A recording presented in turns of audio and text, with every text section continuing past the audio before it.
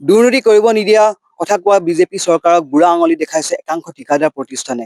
মই বৰ্তমান উপস্থিত আছো শিৱসাগৰৰ ডিমৌ সমষ্টি মিলনপুৰ চিতলিয়াত। আৰু চিতলিয়াত এই পথ এটা নিৰ্মাণ কৰিছিলে দিচামুখ চিতলিয়া সংযোগী যি পথ নিৰ্মাণ কৰিছিলে 8 কিলোমিটাৰ দীৰ্ঘ পথ ত্ৰিশূল নামৰ ঠিকাদাৰ প্ৰতিষ্ঠানখনে। সেই পথত ব্যাগুম দুৰ্নীতি সংঘটিত হৈছে।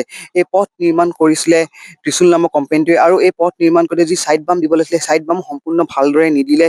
তাৰ পাছত এই চাইড বাম ভালদৰে নিদিয়াৰ বাবে এইসকল যি ব্লক পেভাৰ আছে, সেই ব্লক পেভাৰসমূহ খহি গৈছে, আৰু যাৰ বাবে দুৰ্যোগ ভুগিবলগীয়া হৈছে ইয়াত থকা স্থানীয় ৰাইজে।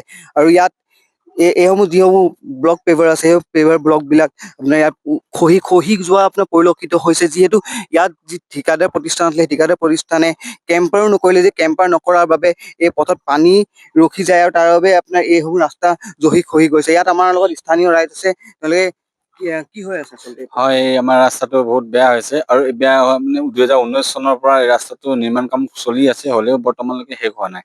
আৰু যিমানখিনি কাম চলিছে, আৰু এই চলাখিনি কামৰ পৰা মাজে মাজে চাইড বাম খিনি সৰি পৰিছে, যাৰ ফলত ৰাস্তাখিনি একেবাৰে দুটা বা দুচকীয়া গাড়ীও ক্ৰছ কৰিবলৈ অকণমান দিগদাৰ হয়। আৰু মাজে মাজে ৰাস্তাখিনি ব্লক দিয়া নাই, আৰু যিমানখিনি কাম চলিছে গোটেইখিনি বেয়া। আৰু এই চাইডে কিছুমান জেগাত বালি ছটিওৱা নাই, যাৰ কাৰণে ব্লক খিনি হিলি গৈছে। ঠিকাদাৰ প্ৰতিষ্ঠানৰ কোনোবা আহিছিলে নাই ইয়ালে? তেনেকে আমাৰ ঠিকাদাৰ প্ৰতিষ্ঠানে আমাৰ লগত কোনো কথা পতা নাই, আৰু কিমান আহিছে কোন আহিছে আমি তেনেকে একো গমেই পোৱা নাই।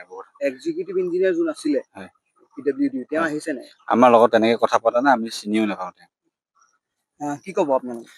ৰাস্তাটোৰ বিষয়ে আৰু আমাক অসুবিধাৰ সন্মুখীন হৈছে বেছিকে। এতিয়া মেডিকেলৰ কাৰণে হওক বা স্কুলীয়া ল'ৰা ছোৱালীৰ কাৰণে হওক, এতিয়া আমি ৰাতিমণি যাম বুলি ক'লে ৰাস্তাটো একেবাৰে বেয়া।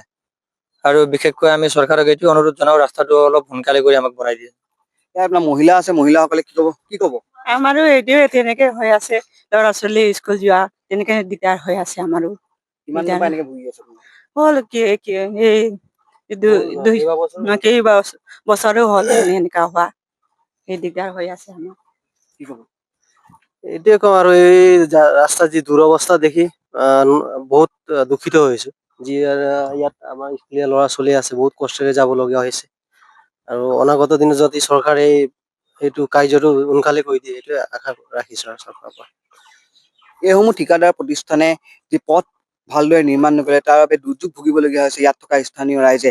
এইটো হ'ল আপোনাৰ মেইন পথ, আপোনাৰ দিচামুখৰ পৰা চিতলীয়া যিটো পথ আছে, এই পথটো মেইন পথ হয়। এই পথ নিৰ্মাণ নকৰাৰ বাবে এতিয়াও দুৰ্যোগ ভুগি আছে। 2019 চনতে নিবিদা লাভ কৰিছিলে ত্ৰিশূল এছ'চিয়েশ্যন নামৰ ঠিকাদাৰ প্ৰতিষ্ঠানে, কিন্তু তাৰ পাছতো কোনো ধৰণৰ পথ নিৰ্মাণ নকৰিলে ভালদৰে, আৰু সেইবাবে এতিয়া এই ৰাইজসকল ৰাস্তালৈ ওলাই আহিছে।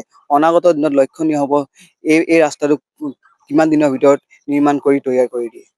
যিকোনো খবৰৰ বাবে যোগাযোগ কৰক 7099017330 লগতে 7099017110 নম্বৰত।